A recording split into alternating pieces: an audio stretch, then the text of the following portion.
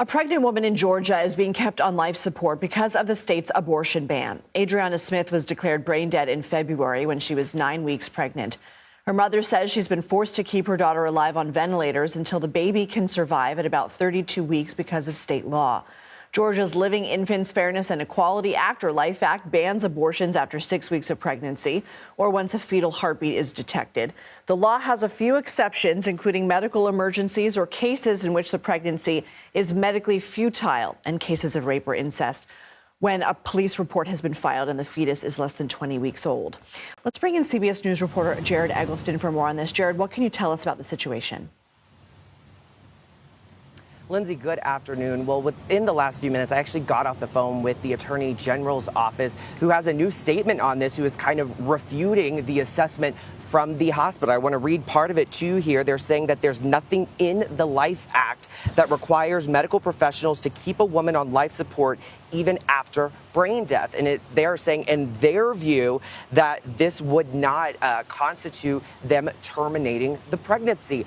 Emory Hospital, who is one of the hospitals here in Atlanta where Adriana is being treated, says that they use a variety of literature, both medical and legal, to help inform their decision making. So now the question is, how will this story change as the Attorney General's statement and position gets out there? But more on Adriana's story now. Back in February, she was having some headaches and issues with her brain. And so she went to the hospital and officials released her, gave her some medication. The next day, a family member found her unresponsive and gasping for air. They rushed her to a hospital. Once she got to that hospital, they found that she had several brain clots and eventually determined that she was brain dead, legally dead. But at that point, they said that they could not terminate her life support because it would terminate the pregnancy. And in the hospital's views, the family is saying, in an interview with a local television station here, that the hospital is saying that it is their view of the law that their hands are really tied here, Lindsay. How is the family responding?